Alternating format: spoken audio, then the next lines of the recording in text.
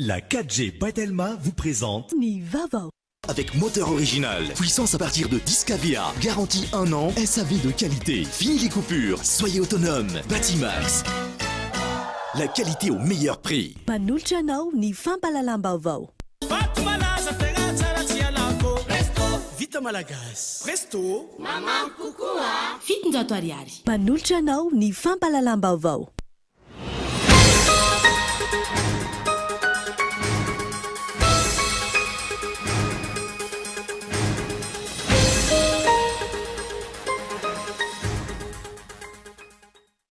Nisa ireo voasambotra ny talata lasa teo voaroroy nikasa amon'ny filo andrajoelona ary mbola nisy amin'izao fotoana izao ireo atao fanadadiana araka namara minitry ny filaminam-bahoaka tamin'ity androany ity teratany frantsay ny roa tamin'ireo ny samborina ireo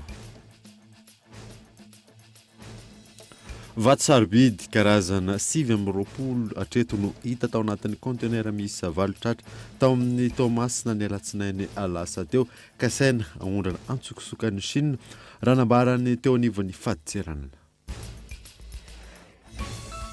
noferana €1 no vola azo entiny izay voakany Madagasikara araka ny lamina napetraka vaovao teo anivon'ny ministeran'ny toekarena sy ny fitantanam-bola akoatra ny fifehezana ny famoahana avola ny fihezana ny endrika spéculation ihany koa no antony izany tsy manaiky hiditra ao amin'ny tsena vaovao eny Beorika ireo mpivarotra izay avy efa zatra ny teny amoron-dalana isan'ny antony tsy anakeny izy ireo izany ny akelin'ny toerana rano fanazavana azo eo amin'ny maresaka iraisam-pirenena nitrangana tondra ranogoavana tany Chine avokany olona maherin'ny 30 namony aina ary malo mbola tsy hita popoka hatramin'ny izao ny andinindinina avy hatrany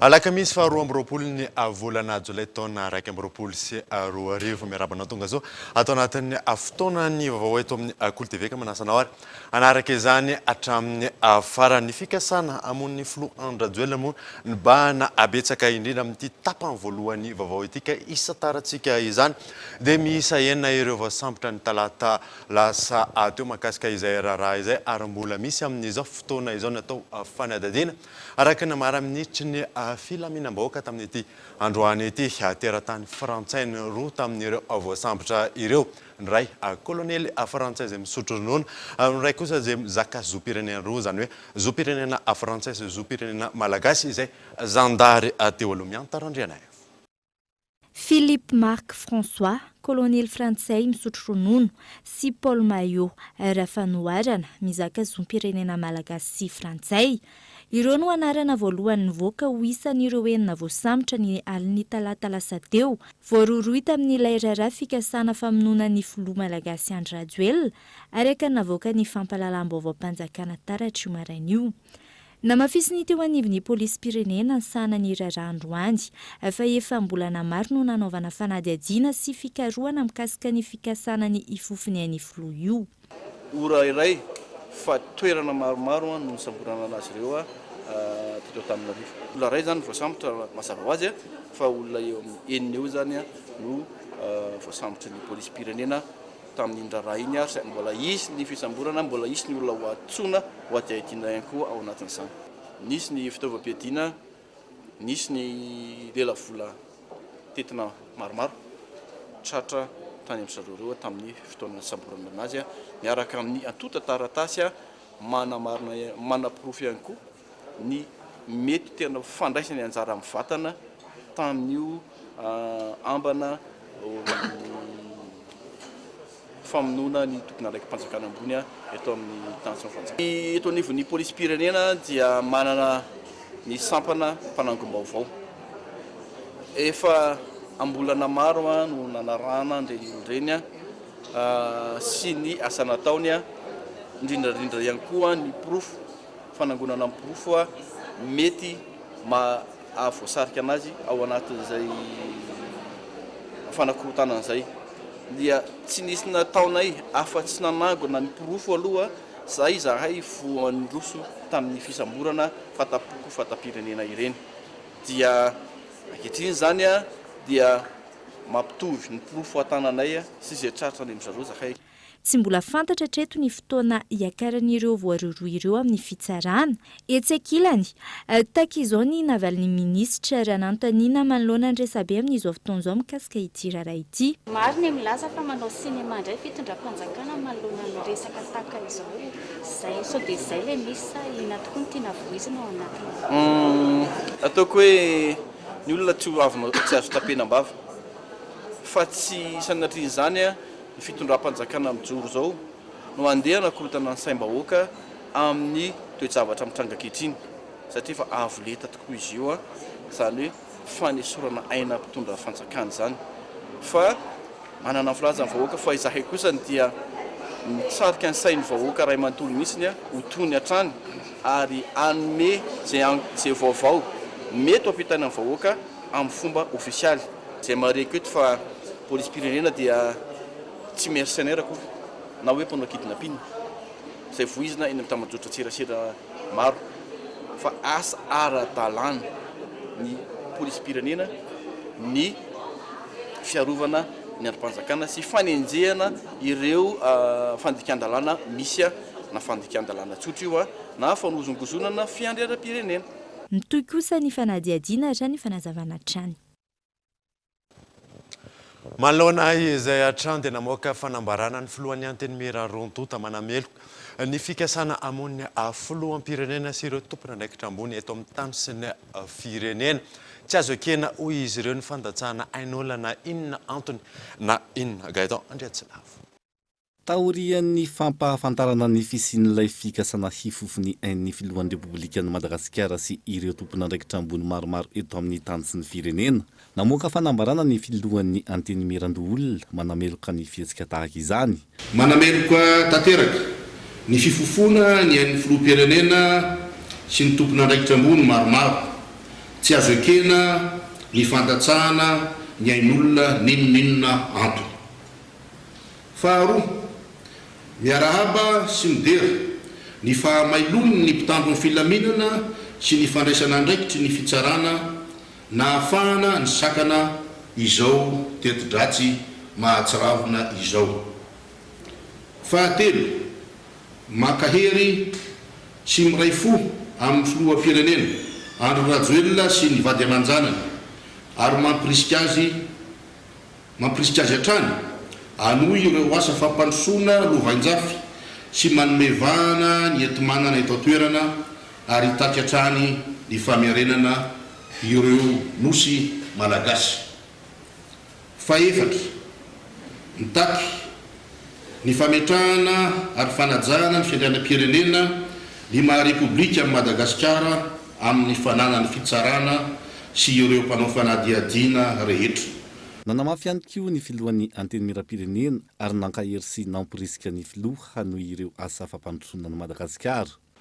Ny birao maharitry ny antenimiram-pirenena, ny solom-bavam-bahoaka, ny mpiasa rehetra ataon'ny antenimiram-pirenena dia manameloka marin-drano ny fikasan-dratsy hifofo ny ainandreo atao filoham-pirenena. Ankasitrahana kosa ireo izay nanome angom-baovao na hafahana na mpandamoka izany fikasan-dratsy izany.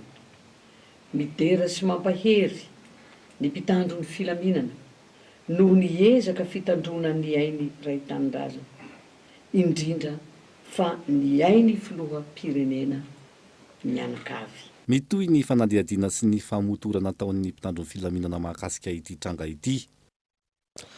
Mahakasika izay raharaha izay hatrany dia mitaky ny anohizana hatramin'ny farany fanadadiana momba ny raha fikasana amon'ny filoham-pirenena ny avy eo anivon'ny Irmar sy ireo antoko miaradia amin'ny fitondrana tsy demokratika ary mifanipaka amin'ny kolotsaina malagasy izany raha ny fanazavana azo. Io na saina. Taorian'ny fanambarana nataon'ny mpampanolalana ambony omaly mikasika ny raharaha fikasana amon'ny filoha Andry Rajoelina. Manao toy ivakana ny fanambarana avy amin'ireo antoko politika sy fikambanana maro samihafa miaradia amin'ny fitondrana.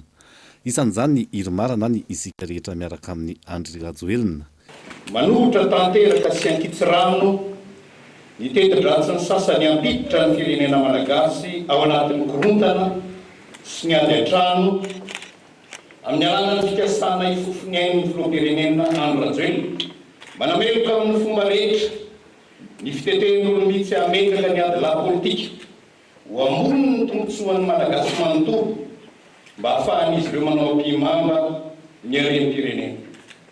Mitsipaka amin'ny herin'ny rehetra fanandraman'ny sasany anatanteraka fomba mahoetra sy mifanaraka amin'ny demokrasia sy ny sotoavana malagasy ierovana tombotsoa manokana. Mangataka ny tompona andraikitra amin'ny fanady adino mba hoeritra amin'ny fikatsahana ny marina ary tsy hanaiky ny tsindry na avy aiza na avy aiza. Tokony hijoro ny fitsarana ahafahana manantanteraka ny fanadihadiana sy ny raharaham-pitsarana eto an-toerana hoy ny Mpahalalana.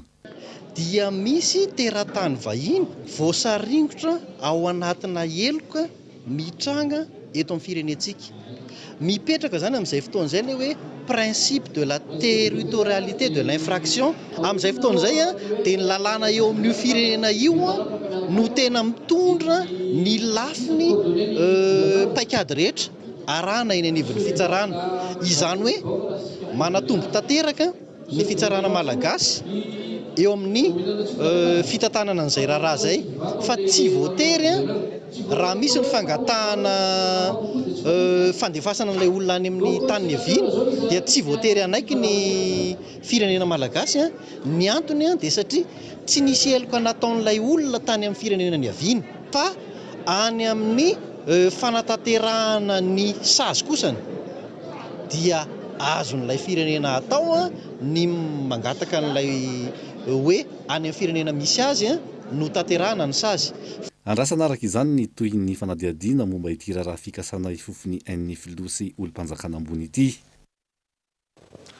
Araka ny enontsika moa tatoady dia firenena maro no nandrenesana zany hoe fikasana sy famonoana filoham-pirenena izany. Nitondra ny hevana mahakasika ny tranga fikasana famonoana filohan'ny Repoblika Malagasy ny manam-pahaizana amin'ny fifandraisana iraisam-pirenena iray izay nanontaniana fanampanazava. Ny resaka iraisam-pirenena dia zavatra anankiroa intérêt sy ny rapport de force, zany hoe tombontsoa sy ny izay manana ny hery. Ny grande puissance ny tany matanjaka rehefa kitikitika ny tombontsoany mampiasa ny fomba rehetra izy hitazomana an'izany tombontsoa zany sy herovana an'izany. Seho be lehibe zany taty Afrika tato aty efa elaela vao nanomboka hoe nitaky an'ilay nosy sika dia efa napetra tsikelikely ny zavatra rehetrarehetra amelezana amin'ny Madagasikara. Dénigrement ny pitehana ny mahazo Madagasikara eran'izao tontolo izao. Momba le CV plus teo zao izy tsy niteny mihitsy momba le CV plus le hoe curatif le mahasitrana, tsy niteny mihitsy mety hoe niaina be dia be ny maty tamin'ny Madagasikara, niaina ny olona tratran'le contamination. Faharoa mila mitandrinatsika fa rehefa tsy voany amin'izay ianao jereo vao manodidina Madagasikara tsika nge passoire ny sambo indray no asiny mitondra zavatra eto 5603 km de côte Madagasikara. Ny effectif atsika nefa amin'ny force navale latsaky ny 500 dia eritrereto amin'izany aiza ny erovanao amin'izany. Ho an'ity manam-pahaizana momba ny serasera amin'ny eraka izao tontolo izao ity moa dia ny fifehezana ny fanidina ny sistan'ny Madagasikara no isan'ny ahafahana miady amin'izay tranga izay. Ahafahany anoizatsika ny vaovao kosa dia isan'ny vaovao misongadina ho amin'ny ity androany ity dia mahakasika ny raharaha vato sarobidy tratra tamina kantenera miisa valo tany Toamasina dia fantatra amin'izao fotoana izao fa vato sarobidy karazana 7 ireo tratra ireo izay saika aondrana antsokosoko any Chine. Abraham Randriamanana.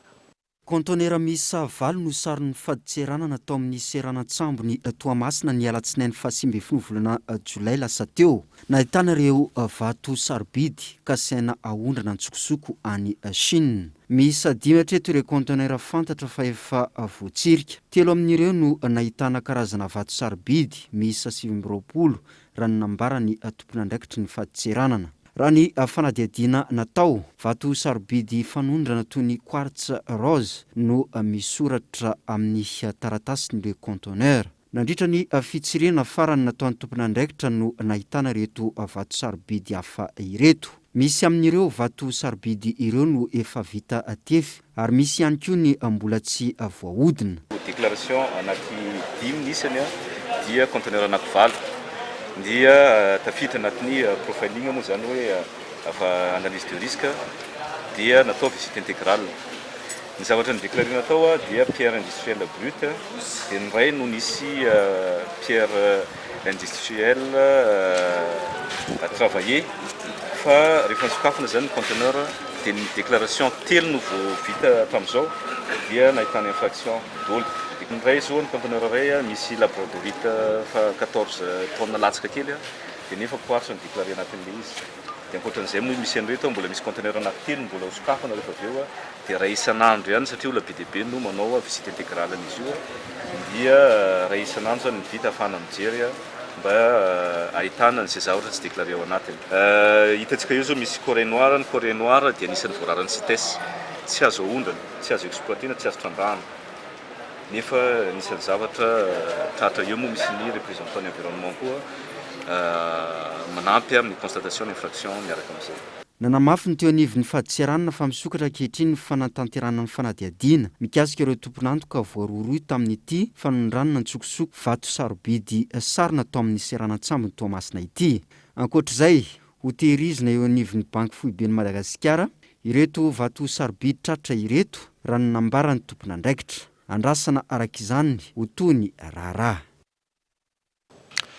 Mahakasika an'izay fivezivezeny eto Madagasikara izay atranden'ny ferana ray alina euro no vola azo entina izay rehetra ivoakan'ny Madagasikara araka ny lamina vaovao izay napetraka ny teo anivon'ny ministeran'ny toe-karena sy ny fitantanana ambola.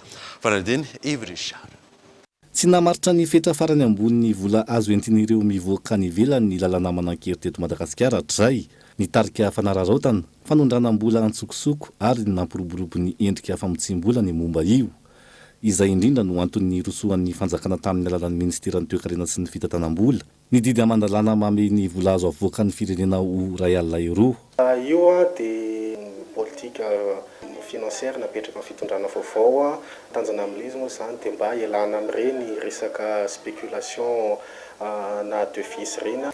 Ferana ilay izy araka ny tena hita satria misy olona zany mety manana tetidratsy na anina hoe spéculer les devises. Ohatra hoe raha tsy miferina an'io zany izy le 10 000 euro dia mety mividy devise be da be mihitsy izy monopoliser ny devise io dia amin'izay fotoana izay ao marché de change amin'ilay marché de devise zany mety hisy pénurie na devise amin'izay fotoana izay. Rehefa amin'ilay marché de change amin'izay miakatra be ny demande nefa le offre na devise amin'izay fotoana izay tratran'izay spéculation le tratran'ilay spéculateur io dia tsy hisy offre kely be le offre na devise dia lasa déréglementé zany le marché de change amin'izay fotoana izay. Maro araka izany ny tanjon'ny famirana ny vola azo entina ivelan'ny tanin'ny Repoblikan'i Madagasikara. Tafiditra anatin'izay ihany koa ny anaraha-mason'ny fangaraharan'ny fampodiana vola vahiny hoy hatrany ny mpahay toe-karena nanaovana fanadihadiana ary farany anasarana izay fampodiana vola vahiny izay sy hamaripototra ny vola malagasy. Rehefa mandeha izy any ivelany any rehefa manao bénéfice izy amin'ny fandraharany rehetra atao any dia mila lalàna mihitsy mametraka azy hoe mila manao rapatriement de devise izy amin'ny fotoana izay satria izay rapatriement de devise izay ilain'ny firenena toe-karena firenena mihitsy amin'ny hain'ny firenena satria rapatriement de devise io no ahafahan'ny firenena manana an'ilay devise. Rehefa manana devise ny firenena anankiray dia afaka izy miady amin'ny afaka stabiliser tsara ny sadam-bola malagasy ny tsika zany afaka tsara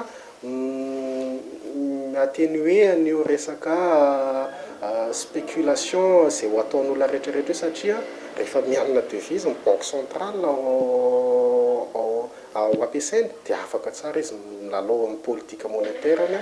Na izany na tsy izany mila mametraka ny attestation de change ny rehetra ivoaka ny firenena mitondra vola mihoatra ny 10 euro raha toa ka malalaka ny fitondrana vola latsak'izay.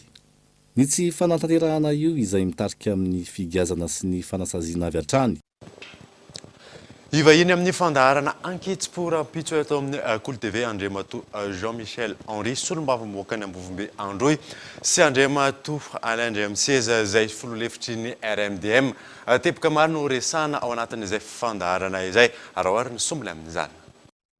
Fotoana sarotsy ny ahinany fanjakana afrikana de jeune état africain tsika amin'izao fotoana zao amin'ireny famotonona zany filoham-panjakana zany ka fantatra moa zany fa misy antony io zavatra io rehefa voatotoina ny tombotsoany ireo firenena matanjaka reo mpanjanantany reo dia izay filoha tia tanjazana tamin'ireny fotoana reny dia miafara amin'ny famonoana betsaka ny ohatra azo raisina taty en Afrika amin'izany famonoana filoham-pirenena zay ato amin'ny RD dia mi-condamné fermement ny firaisana tsy kombakomba amin'ny hamonoana ny filoham-pirenena. Izay ato amin'ny fanoherana dia malameloka tanteraka ny fihetsika ohatr'ireny izay mitady hamonjeny ny filoham-pirenena. Aloha ny famotoana so de cinéma mantsy no atorana ka ny zavatra tena zava-dehibe tokony ifatohany eto amin'ny firenena ho adino fa lasa zavatra tsy de tena maripototra loatra no andanitsika andro ka de mangataka zay andeha ny famotoana ary misy malagasy ao anatin'izy mbola tsy reny anarana hatramin'izao manateny zay fa ho avoaka ny anarana malagasy reny tony ny anaran'izay malagasy nanao an'le volamena telo amby fitopolo kilao zay hatramin'izao mbola tsy hita ny anaran'ireo olona reo ka manateny zay andeha ny fanadihadiana hivoaka ny anaran'ireo olona reo ary ny anaran'izany moa de fa mazava azy fa atteinte à la sûreté de l'État de faran'izay sazy farany enjana indrindra eto amin'ny firenena de veriko fa hiaran'izany olo zany ireo olona reo raha meloko satria tsy olona tsy meloko na tsy mifanaraka amin'izany ny zava-misy tsy azo atao no manamelika olona tsy nanao fontana. Rahampitso aoriana ny fampahalalam-baovao moa na rahanao ny fandaharana ankitsi-po. Fananoizantsika ny vaovao kosa indray dia teny amin'ny fokotany Akorondrano andrefana no nanomboan'ny orinasa Jirama etsika Jirama mobile izay tafiditra ao anatin'ny fanomezana tolotra vaovao ho an'ny mpanjifa. Nambinina Ravelorso. Apetraka isaky ny fokotany ny Jira mobile eto Antananarivo. Natao izao mba anamorana ny fiaramiasa eo amin'ny mpanjifa sy ny orinasa Jirama. Koa teto amin'ny fokotany Akorondrano andrefana no nanomboana izany ny maraina teo. Tsy voatery tsony ny mpanjifa ny Jirama hoeny amin'ny maso ivony Jirama fa ny maso ivony Jirama zany no hidiny etỳ afotony ohatran'ny eto Akorondrano andrefana anantona an'ireo mpanjifa ny Jirama. Dia hitatsika zany reo olona maro zay tonga zany manao ny serasera rehetra zay tokony nataony tany amin'ny maso ivony Jirama ataony eto amin'ity Jira mobile ity. Afaka zany tsika eto amin'ity Jira mobile ity mandoa ny faktoratsika mametraka raha sendra misy fitarainana na fangatahana tiana atao mandeha mikarakara ny fampidirana jiro ho an'ireo olona zay te hisitraka jiro. Tafiditra ao anatin'ity hetsika ity ihany koa ny fanomezana jiro mora na ny branchement mora ho an'ireo tokantrano sahirana. Tadiditsika angamba ny filoham-pirenena dia fa nanome ny toromarika mba hirosoana amin'ny fampidirana jiro ho an'ireo fianakaviana marefo moa ny tenenana azy na hoe fanakaviana mila fanohanana zany dia mikarakara an'izany fampidirana ny jiro an'ireo fianakavian'ireo zany tsika fa dia netsy ariary ny vidiny salatsala ny vidiny dia amiditsika mora ny sarany fampidirana jiro satria 3 alina ariary monja dia afaka mampiditra jiro ireo fianakaviana marefo reo. Tsy eto Antananarivo ihany no ametrahana ity Jira mobile ity fa hihitatra manerana ny nosy indrindra ireo toerana lavitry ny masovo Jirama. Alohan'ny idirantsika amin'ny tapany faharoa ny vaovao dia anaraka adoka varotra isika rehefa avy eo ary.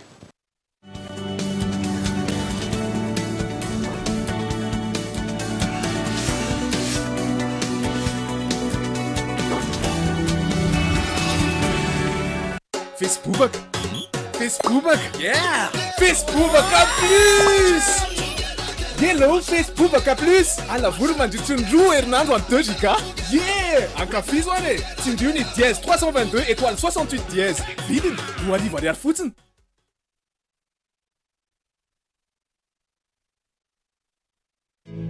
Guichetier, agent de caisse, votre travail exige de la concentration, de la rapidité et de l'efficacité.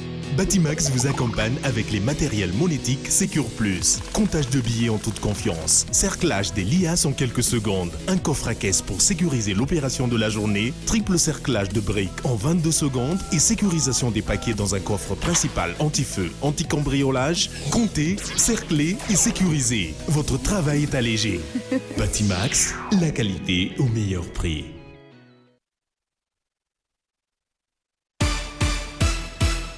Maman Lisa, c'est l'heure.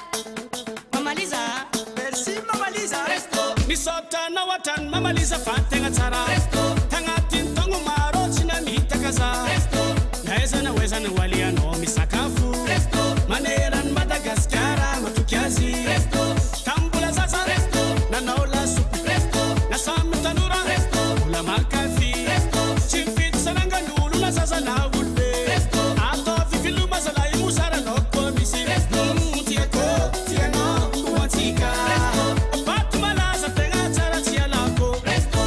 Malagasy. Presto. Maman kokoa. Fitonjato ariary.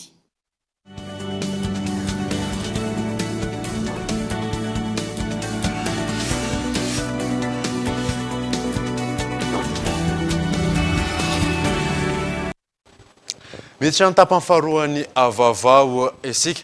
Tontolon'ny fanabeazana avy hatrany no anomboantsika izay tapany faharoa izay dia ny farana androany maraina ny fanatanterahana ny BEPC ary nizotra ampilaminana izany. Ny matematika no isan'ny taranja napakaikan'ny ireo mpiadina raha ny fanadidinana atao. Sabrina Rarson. Vokatra iray mety amin'ny toetrandro any amin'ny faritra Androy ny mangahazo. Matetika tontosa soma tsara ny fiatrehana ny fanadinam-panjakana BEPC ka ny farana androany maraina ho an'ireo sokajy A raha omaly ariva ny sokajy B. Nizotra ampilaminana soma tsara ny fanadinana ho an'ireo ivy-toeram-panadinana nanaovana fanadiadina. Ho an'ny CEG Antanimena, 1730 ireo mpiadina tsy tonga niatrika ny fanadinana nanomboka ny alatsinainy lasa teo, raha toa ka 427 ny isan'ireo mpiadina tonga nanatanteraka izany. Nizotra ampilaminana aloha dia tany CEG Antanimena manaraka ny barrière sanitaire daholo izay rehetra. Tsy nisy ny zavatra tsy nisy olana nandritra an'izay efatrandro izay. Tsy nisy ho anay manokana aloha tsisy na centre atterri amin'ny SFX satria zahay mizara 60 anankitelo eto amin'ny CEG Antanimena dia EPP Antanimena 3 dia SFX dia nandritra an'izay efatrandro izay tsy nisy nikorotana mihitsy nandray aman-dreny mora nalamina tsara ny candidat manaraka an'izay lamana napetraka teo. Misy ny fanantenana ny ho afaka ho ireo mpiadina raha ny zavatra nosoratana satria efa saika natao tany an-dakilasy avokoa no niseho tany amin'ny fanadinana fa ny taranja matematika no anisany nanahirana azy ireo indrindra. Série A. Teny eo ihany le fiatrehana le BPC fanadinana BPC atao. Matematika ny sarotra indrindra. Mora tsy dia nisy. Azo lazaina fa efa natao tany am-pianarana daholo ny zavatra natao tao. Ie manana fanantenana anao afaka raha na zavatra natao. Eo ihany le izy ka. Tematika ihany no sarotsarotra fa ankoatr'izay netinety daholo. Afaka soma tsara ka. Ie fa natao tany daholo ka. Allemand le natao teo. Io mba moramora ihany. Ilaina ny fialan-tsasatra aorian'izao fanadinana izao io ireo ray aman-dreny ho an'ireo ankizy. Noho ny asa nefa mety sarotra ny azahoana fotoana andehanana. Misy moa ireo ny safidy ny andry ny valim-panadinana ary andeha avy hatrany amin'ny fialan-tsasatra. Tena mampitaintaina tokoa. Mieritreritra sy miandry anazy eto isan'andro. Nisy mifanaraha-maso azy. Ateriko foana izy isan'andro satria zao miasa dia tsy niasa mihitsy hatramin'ny latsinainy mandrapatonga ny androany. Tena rotoroto satria zao izay mipetraka lavidavitra dia tsy maintsy manomana sakafo. Ohatra manjaka tompo miala amin'ny enina.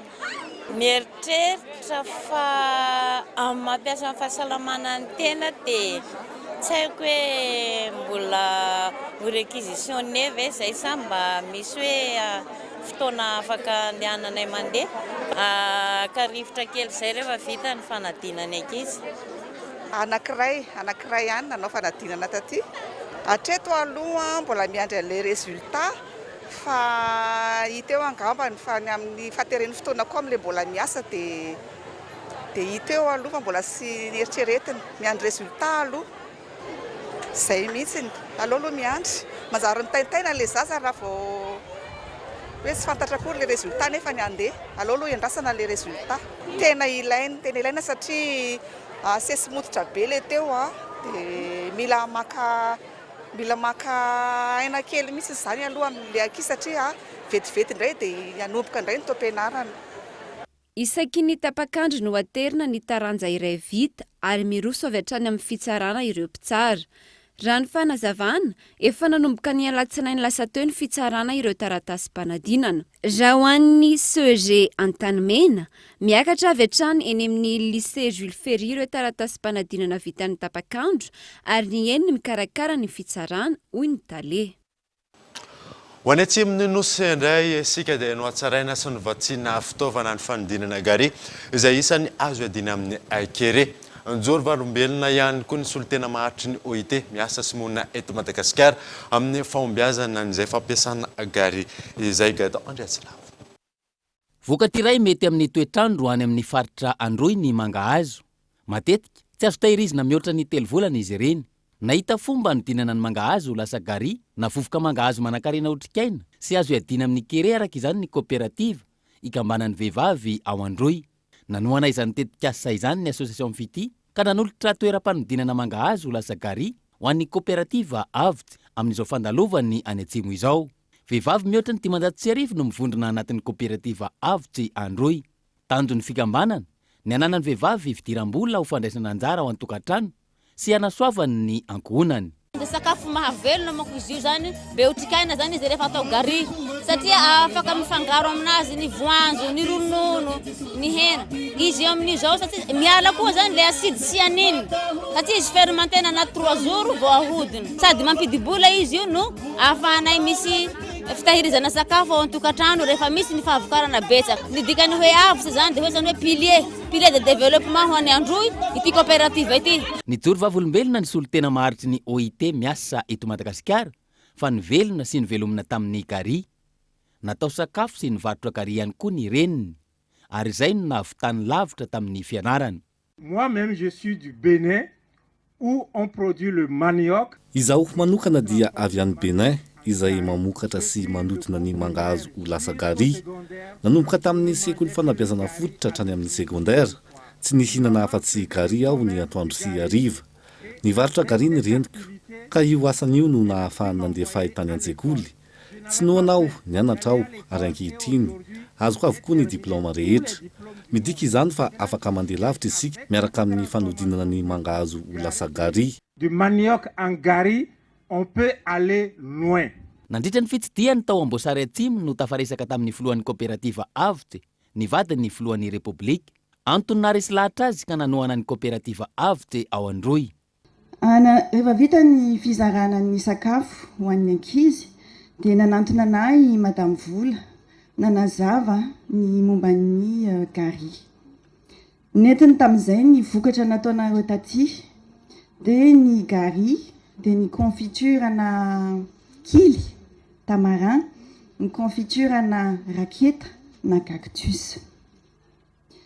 Dia rehefa tonga tany Antananarivo dia nandramako ilay izy nazavainy anahy fomba fikarakarana anazy dia nohanina mivady ny confiture.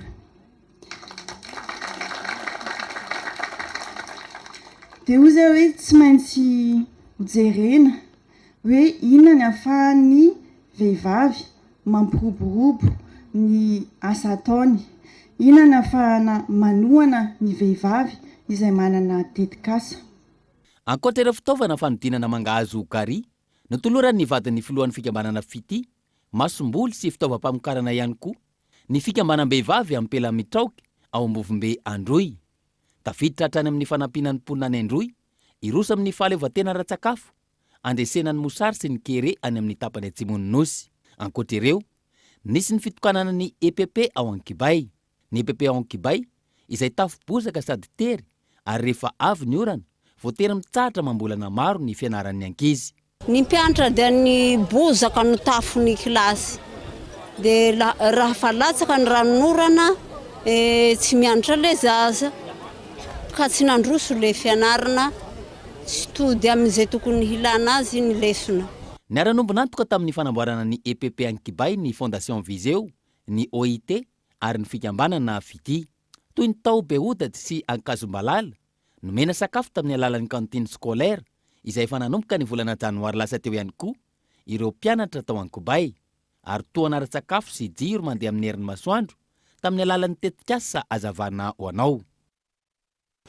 Memafy kosa ny fiara-miasan'ny Madagasikara sy Inde amin'ny lafiny arabaritra nateo aza ny Covid-19 raha nambarany teo anivon'ny Association Indo-Samad tamin'ny ity androany ity ankoatra ny sehatra ny toe-karena isan'ny ezana amafisina ihany koa ny fanampiana eo amin'ny lafiny sosialy miantarandriana io. Mitentina $700 ny fifanankalozana arabaritra ny Inde sy Madagasikara ny taona 2017. Ireto farany ihany koa no firenena eo amin'ny laharana faha-7 hampandray ny vokatra malagasy. Isan'ireo manana toerana amin'ny lafiny fifandraisana ara-toe-karena izay Inde tato anatin'ny taona maro araka izany.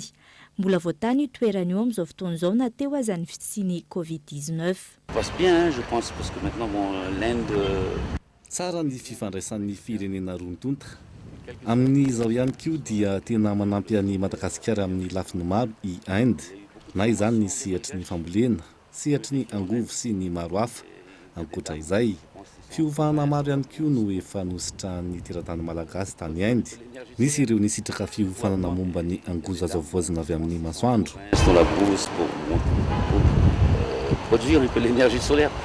Ankoatra ny sehatry ny toe-karena, isa misongadina amin'ny fifandraisan'ny firenena rotonta ihany koa ny lafiny sosialy amin'ny alalan'ny fanampiana maro samihafa sy ny lafiny kolotsaina. Eto Madagasikara mitombo ny teratany indiana monina eto atato anatin'ny taona maro.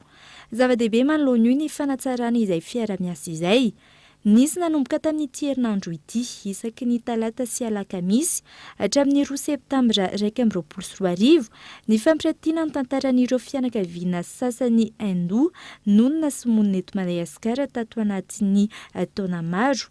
Nandritry ny fampahafantarana izany androany, nitondra ny fanehoan-keviny mikasika ilay fanavaozana ny lalàna ny feny fizakana zom-pirenena malagasy ny mpikambana anatin'ny Association Indo-Samad.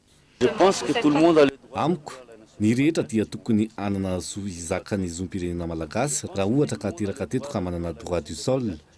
Ohatra ny an'ny Frantsa ohatra. Ireo teratany malagasy rehetra teraka tany dia mizakany zom-pirenena frantsay tamin'ny alalan'izay droit du sol izay. Tanjona amin'ny fampiratiana ity ny fampahafantarana ny tantaran'ireo teratany indiana nonina sy monina eto Madagasikara hatramin'izay raha ny fanazavana. Mandidina ny resaka varotra izay hatrany dia tsy manaiky hiditra amin'ny tsena vaovao eny Behoririka ireo olona zatra ny varotra teny amoron-dalana. Isan'ny antony tsanakeny izy ireo an'izany ny akeny ny toerana hivarotana raha ny fanazavana azo eo na saina.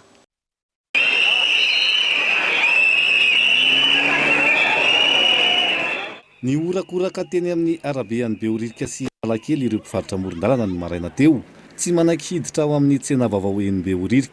Zay zao tamin'ny enina maraina ny tonga teto. Zay nono raha vaso varotra vaoka amoron-dalana reo. Amin'ny enina maraina tonga teto nefa feno polisy be da be teto tsy azo varotana. Tsy fantatra anay nefa lisy tampotampoka be. Hoana le tsena ry? Le tsena any aloha tsy mety satria eritreretina tsara. Za zao manana stand, namendry zareo stand anankiray eo. Atsasa metatra. Nandramako mipetraka eo amin'le stand le 143 premier étage tafapetraka ngamba kiraro anankiray sisany atoniny eo na kiraro roa. Dia makaiza zany le client mpividy amin'izay. Jereo zao abeako zao petraka eo amin'ny place io tsisy toerana ivarotako tsony eo. Tokony otrina ahoana zany no tena mety aminareo? Tokony mety aminay aloha zay aty ihany dia asiana an'le ray metatra araka le tenenina hoe lalan'ny mpandeha tongotra alalàna ny lalana. Firenena mikambana mijajajaja fa atsika mahantsitsika betsaka antsianasy eto amintsika nefa ny problème zava-misy amin'izao olona miasa indray no korontanina amin'ny asa. Zao inona ny tena olana ao amin'le tsena vaovao? Ny azo ny tena olana amina tsy mety aminaly izy satria dia izao io raha latsaky ny 3 taona na 4 taona vao masaka io toerana io nefa ny ao anatin'ny 4 taona zany zay tsy hinan-kanina zany zay dia le mpitarika tareto zany mba tena mangataka aloha mba tsy ho ahilokilika le vahoaka majinika satria raha vao tsy mivarotra le mpivarotra ety amoron-dalana le manakaramanay dia lasa maty misary zay dia lasa lalao foana defa le mpivarotra ety amoron-dalana mpanakaramana isan'andro isan'andro dia raha vao tsy mivarotra dia noanay sinotsy anakaramanay hoe ndao alay metana izy manana tomobile fa majinika mitovy anay manakaramanay dia malalaka reny hoe dia ataonao zaridaina ataona inona zaridaina dia iza ny veloman'ireo vahoaka majinika ireo tsy maintsy hirosoana ny fandaminana ny tanàna hoy ny lehibe ny tsena ary mba ampidirana ireo mpivarotra amoron-dalana ho eo amin'ny sehatry ny ara-dalàna no antony nanamboarana ny tsena vaovao SB Oririka. Sara zany ny karazana mpivarotra zany hoe teo amin'ny 7 isan-jato nefa fitsy fahazarona karazana mpivarotra ary efa nanao atsapaka izy ireo dia tokony efa azo ivarotana zany ny tsena Oririka ary maro ireo mpivarotra efa niditra ny androany nanao ny talazina nanaraka ny toromarika izay misy ireto le andian'olona vitsivitsy izay tsy mpivarotra akory ary tena marina koa tsy mpivarotra niezaka manakorotana tsy nentina biditra mety ao anatin'ny tsena misy io tsena atokana ho an'ny mpivarotra amoron-dalana mba hisitrahany mba hoe ara-dalàna amin'ny zavatra ataony nefa ny sasany dia mini manakorotana indray tsy ampidirina ireo mpivarotra ireo amin'ny ara-dalàna. Hitoy ny fanesorana ireo mpivarotra amoron-dalana mba ahafahana mampanaja ny trottoir ho an'ny mpandeha tongotra, ny arabe ho an'ny fiara ary ny tsena ho an'ny mpivarotra. Iverenantsika mahakasika ny fikasana famonoana ny filoham-pirenena dia porofo maro no manamarina izay fikasana izay izay natratrarana ireo teratany frantsay miisa 2 izay voasambotra ireo araka ny namafisan'ny Patrick Rajoel nandritra ny fivanianany tamin'ny France 24 tamin'ity androany ity ara ohatra dia fanavazavana izay. Dire c'est que nous condamnons de la façon la plus ferme ces agissements de ces 2 retraités de l'armée. Manameloka tanteraka ny fikasana tian'ireo miaramila frantsay misotro ronono ireo tanterahany zahay. Ny fomba nahafahana ny sambotra azy ireo dia noho ny fiara-miasa ny sampanampanango-baovao malagasy sy ireo sampanampanango-baovao vahiny izay efa nampandray anay nandritra ny herintaona mikasika ireo olona iny ireo, isan'izany ireo teratany frantsay 2 voasambotra ireo. Taoriany fisamborana nisy ny fiakena maro nataon'izy ireo. Ankoatra izay nisy ny fisavana natao ary nahitana tonta-taratasy maro sy fifanakalozana 4 na mail niaraka tamin'ireo mpamatsy vola azy ireo. Misy tamin'izany mpandraraha Ratsoloka izay miasa ao Madagasikara. Amin'izao dia misy ireo porofo rehetra ireo na izany ara-taratasy sy ny sisa. Amin'ny ankapobeny ny tetika noman'izy ireo dia tombanana natratra mandina ny 5 tapitrisa $, teo ary nisy omaly maraina nandritra ny fisamborana nahitana mandina ny 5,4 € atao amin'izy ireo. Tsy mbola fantatray ny misy ny vola ambiny sasany. Misy manamboninahitra malagasy maromaro ihany koa amin'izao anaovana fanadihadiana. Ahina moa nandray anjara tamin'izao fikasana ny amonoana filoha izao. À ce plan, s'il avait été déclenché, je suis très affirmatif. Hoentina aminao anatin'ny fampahalalam-baovao ihany moa ny toyan'izay raharaha izay. Fa ireo vaovao nisongadina ao anatin'ny gazety mpiseho isan-kerinandro Madagasikara matin hebdo indray nentina aminao anatin'ity fanadihadiana manaraka ity. Abraham Randriamanana. Développement de Madagascar a un appui de 490 millions de $ venant de la Banque mondiale. Io lohateny lehibe noentin'i Madagascar matin hebdo laharana 420 nivoaka ny 2020 hatramin'ny 2020 jolay ho avy izao hita ao amin'ny pejy 415. Votoatony lahatsoratra ny mikasika ireo tetika sapapa ny sona miisa 4 ho tanterahina amin'ny alalan'ny famatsim-bola vokatry ny fifanaovan'ny sy ny mpiara-miasa eo amin'ny banky iraisam-pirenena sy ny governemanta malagasy. Isan'izany eo amin'ny lafin'ny fahasalamana izay nanokanana famatsim-bola mitetina $100 ho fanatanterana ny fanaovam-baka sy ny fanefitry ny Covid-19. Famatsim-bola mitetina $50 amin'ny $100 kosa ho an'ny fanarenana ny ara-toekarena, $100 $100 ho an'ny fikojakojana ny lalana raha toa fa matsimbola $700 tapitrisa ho an'ny fambolena maharitra. Amin'ny ankapobeny, $1.5 miliara ny famatsimbola asitrahany Madagasikara amin'ny alalan'ny data amin'ity taona ity. Misongadina anatin'ny Matin Hebdo ihany koa ny mahakasika ny ampahan-dahatsoratra momba ny fandaharana lalino vokarin'ny sampana fampahalalam-baovao ny Cool TV. Fanavaozana fiarakodia antapitrisan'ny maro no lan'ny mpisehatra. Izay no arahinao anatin'ny fandaharana ny alahady ho avy izao amin'ny 7:00. Mahakasika ny tontolo iainana kosa indray dia mihazakazaka ny famotehana ny faritra arovana ao Menabe Antanimena. Olona matanjaka ny mamatsy ireo mpifindra monina natanteraka ny tetika sapambolena atsaka. Fandorana ny tontolo manodidina mialohan'ny fambolena katsaka araka ny tatitra avy amin'ny ministeran'ny tontolo iainana. Yves Richard. Potiky ny fanimbana ataon'ireo mpifindra monina noho ny toetry ny andro. Indrindra ny avy any amin'ny tapany atsimo ny asasamanilan'ny faritra arovana ao Menabe Antanimena araka ny tatitra avy amin'ny ministeran'ny tontolo iainana androany. Tena olana goavana mahazo any Menabe Antanimena dia ny fisian'ny fambolena katsaka ao anatin'ny faritra arovana izay mampiasa ny antsoina hoe hatsaka, izany hoe dorana ilay ala dia afafy ny voanina katsaka dia mioty. Ny zava-misy dia misy karazana seapirina mihitsy izy io ary misy olona izay efa enjehanay hatramin'izany taona 2024 izany ao ambadik'ilay izy mamatsy an'ireo mpifindra monina avy any atsimo izay miasa ao anatin'izany seapirina izany. Na mitohy aza ny fanamafisana ny paikady enti-manavitra ny faritra arovana. Ny fandraisana andraikitry ny rehetra no takiana hoy ny teo anivon'ny AVG na ny Alliance Voargasy. Isan'izany ny fampitomboina na fanohanana amin'ny endriny maro ny mpiasan'ny ala. Le tsy fahampiany enti-manana zany ao amin'ny secteur io dia mahatonga ny fahatarana indray na tsy fahafahana manatanteraka ny asa ara-dalàna. Fa izay eny amin'ny terrain zany maromaro mihitsy zany izay zavatra mitranga izay tsy ahafahan'le agent forestier tonga satria agent forestier iray zany eto Madagasikara 3,000 hectares no arahany. Dia tsy afaka hanaraka ny rehetrarehetra izay moa ny fanomezan-tanana kanefa firaisamon'ny pirenena sy ny hafa tsy manana amin'ilay fonction régalienne fanjakana ihany ny afaka hanao an'izay. Tafiditra anatin'ny faritra arovana tsy ho tazana ao anatin'ny 2 taona ny Menabe Antanimena raha mitohy ny fandripahana. Novelarina amin'ny sehatra maro araka izany ny paikady eto miaro ny faritra arovana ka isan'izany ny iarahana amin'ny USAID Aitao. Tontolo ny fizahantany kosa indray dia nambola miady amin'ny Covid-19 aza isika amin'izao fotoana izao dia mangataka ny sokafan'ny sidina anatiny sy ivelany ireo mpandraraha misehatra amin'ny fizahantany ao Anosibe. Efa nomena fiofanana iadina amin'izay valina retina Covid-19 izay izy ireo ary efa vita vaksiny ihany koa raha ny fanazavana azo ka eto Andriatsilava. Tao reny ny fivorim-be izay nanaovana tatitra ny zavatra vita sy ny mbola atao izay notariny mpikambana eo anivon'ny Office Régional du Tourisme ao Anosibe, nangataka ny sokafan'ny sidina anatiny sy ivelany ireo mpandraraha amin'ny sehatry ny fizahantany ao an-toerana. Mipetraka teo fantina mahakasika oviana ny sokafana ahoana no atao amin'izany. Dia eto izany aloha dia faly izay satria maninona ny fanjakana mihitsy eto eto akaikinay hoe amin'ny lalana autodéputé miteny hoe ho atao mihitsy zavatra io fa izy tsika tsy maintsy miaraka miaina amin'io aretina io izany hoe efa vonona zany ny fanjakana amin'izao fotoana izao hoe anombotra ny misy be fa 5 mbola misy préparatif tsy maintsy ataontsika tao izao fotoana izao indrindra ny resaka formation de sanitaire voalohany indrindra dia ny vaccination amin'ny deuxième dose. Na izany aza raha ny fanazavana tsy maintsy tohizana ny fiofanana iadina amin'ny valana retina ary tsy maintsy irosona ihany koa ny fanaovana vaksiny andehan'ny faharoa.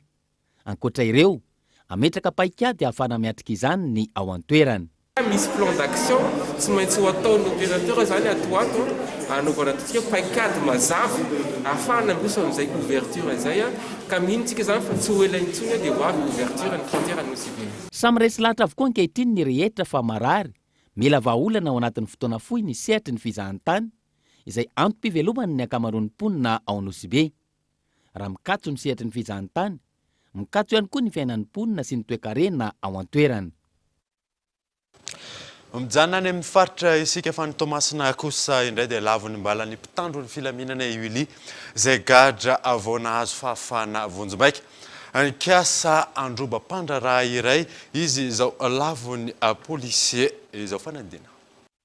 Tokony ho tamin'ny 12 atoandro teo mpiandrasana ny fivoahan'ilay mpandraraha iray anaka ny volany tamina banky iray tao Tomasina no hita ny odiodina ny loanan'ny banky Iwili sy ny jola niaraka taminy gadra vao nahazo fahafahana vonjimaika tany an-toerana. Teo ampanaovana ny asa andreo mpitandro filaminana no natsikatra ny fisinireto andehanjolay ireo ka raikitra amin'ny fampitifirana. Nisy zany olona zay bandi zay Jolay efa nagnaraka an'io rangahy io. De saingy tamin'ny malma zany io mpandraraha io ma zany tsy nahazo vola tao. De androany niverina tao koa ma mpandraraha io ary mbola narahiny Jolay. De rehefa zay ma zany magnodidina te ma zany nisy olona niodiody te mampiayay. De avy hatrany tonga dia aza mihetsika ho zahay tany filaminana neutraliser azy aza mihetsika avy hatrany ma izy namoaka basy. De nisy ny fifampitifirana teo no eo ka maty ny anankitelo fa ny roa kosa azo sambobelona. Zany hoe efa tatia lavitra tarima zany ny fanenjena ilay rola zay vao tratra tatia bazary kely. Marina fa anankisivy reo Jolay reo, sivy mianadahy ireo Jolay reo no tao ny odiody tao. Fa ny dimy zany tratra fa ny efatra kosa tafapirisaka. Zany hoe ny vehivavy amin'izy vehivavy ny anankiray amin'izy anankefatra. Jolay 3 araka izany no maty teo ny eo ary 2 hafa no voasambelona. Efa imbetsaka no nitrangana fanafiana amin'ny Tapiadina tao Tomasina. Efa imbetsaka ihany koa no nisy voaroba ataony nitondra takaitra, nisy ny namoy ny Endy. Tamin'ny tindray mitoraka ity, voasoroka mialoha ny asa ratsin'ireo Jolay ary lavon'ny bala ny lehiben'izy ireo. Mbola eo am-pikarohana ny namany izay tafaporetsaka ankilany mpitandro filaminana amin'izao fotoana izao. Mitony fitrarana Vatoberil ao amin'ny karera Andilana Avaratra distrika Amparafaravola faritra Alotra Mangoro la misy aza ny fipetra izay napetraky ny tompona ndraikitra amin'ny fanakatonana izany. Mitombo isa ny mpitrandraka any an-toerana ary mahazo vana ny fanaparam-pahefana raha ny fanazavana azo. Abraham Randriamana. Tsy mikatona araka ny fanapahan-kevitra napetraka tao aorian'ny fifampiresahana teo amin'ireo mpisehatra amin'ny fitrandrana Vatoberil sy ny ministry ny Arenankibon'ny tany sy ny loharanokarena stratejika ny karera ao Andilana Avaratra distrikana Amparafaravola faritra Alotra Mangoro ankehitriny. Mitohy ny fitrandrana ao anatin'ity karera ity ary mandeha ny fandrarana rehetra izay niova endrika ho fanaparam-pahefana raha ny nambaran'ireo mponina. Tsindry maro no misy any an-toerana ary miasatra amin'ny fitaovam-piadiana raha ny nambaran'ireo mpitrandraka nanaovana ny fanadihadiana. Ankilan'izay, olona iray ny fantatra fa namoy ainy nilatsaka tao anatin'ny lavaka tao anatin'ity karera ity. Vato zareo dia nabany olo nampipoaka basy tary dia tsy nasainy akatra tagny daholo ny olona satria zareo nampipoaka kilomozena tany karera tary dia navoaka an'izareo ny entana avy tagnaty lavaka. Enjehigny mangady zahay mahalaligny dia takatra izy dia zareo tompony miala zahay enjehigny amin'ny karera. Nanomboka 2 volana lasa zareo mandrava foana vato mivoaka avy ny karera raha vanjareo. Tsy miasa fa zareo mampiasa hoana. Ndaky filaminana zay mba mahazo miasa zay madiniky mba samy mahazo. Misy basy mipoaka teo. Ary avekeo koa zao koa misy basy mipoaka teo. Ary zao koa nisy zany ny tranquille. Dia amin'izany latsaka akao zany satria ny tranquille. Nefa zareo mampiditra olona amin'ny alina po basy an-dagnina ary ny zazam-pianatra maty aminay mangala fagnadina dia ohatrany savoritaka nireo satria taitra mariny le basy mipoaka. Manoloan'izany, nitondra fanazavana mikasika ireo tranga ireo ny teo anivon'ny komandin'ny vondrotobo-pialovan'ny Zandarimaria Pirenena ao Alotra Mangoro. Dia misy fotoana ireo olona manararaotra amin'ny andro hariva manao infiltration zany mitsofoka ao anatin'ny toerana eo. Dia izay fotoana zay no mahatonga an'ilay mpitandro filaminana tsy maintsy manao fandroahana zany miezaka manentana amin'ny voalohany dia mandroaka an'ilay olona izay tafiditra ao anatin'ny karera misy ara tena miafara amina savorivory mihitsy indraindray. Na teo aza ny fandalovan'ny tompona andraikitra tany an-toerana ny alatsinainy lasa teo, tsy nisy ny fanapahan-kevitra noraisina mikasika ny karera ao Andilana Avaratra hatreto. Aina hiteraka olana ara-tsosialy any an-toerana ny tsy fisian'ny fanajana ny fepetra amin'ny fanakatonana ny karera raha nambaran'ireo mponina. Miamitombo isa ireo mpitrandraka ary manomboka mitranga ny halatra sy ny fandravana isan-karazany. Andrasana araka izany ny fepetra vaovao apetraky ny tompona andraikitra mikasika ny fanakatonana na ny fanohizana ny fitrandrana ny Vatoberil ao amin'ny karera Andilana Avaratra. miditra ny vaovao iraisam-pirenena isika dia nitrangana ranogoavana tany Chine avokany. Olona maherin'ny 30 no namony aina ary maro no mbola tsy hita popoka hatramin'ny izao fanadina. Orana tokony latsaka mandritra ny herintaona ny rotsaka tao anatin'ny 3 andro tany Chine. Vokatra izany tondra kilindrano ny tanàna maro, tapaka ny lalana, tsy misy ny herinaratra ary olona 30 hatreto no fantatra fa namoy ny ainy, maro kosa ireo tsy mbola hita popoka. Maro tamin'ny fiara no nifohan-drano ary misy tanàna difitry ny rano, hoy ny sampana mpamonjy voina ka mampananosarotra ny asan'izy ireo. Raha tsy mbola voafeny toedrara ankehitriny araka nambarany sampana mpamantatra ny toetrandro, mbola hisy orana any an-toerana ny zoma izao. Androany maro ireo nanararoatra namanga amin'ny fianakaviany, ny fanontany vaovao ireo mponina izay afaka nanatanteraka izany. Isan'ny olana goavana ihany koa ny tsy fisian'ny toeram-pivarotana no ireto farany dibo-drano. Any herin'ireo mponina miandry izay hidinan-drano ary mitsitsy izay vatsy sisy eo ampelantanana na ihany koa mihindrana amin'ny eo amin'ny manodidina ahafahana velona. Dia izay indray mamarina vaovao tamin'ity androany ity ankasiahana nanaraka izany soafatsarado ortopoko.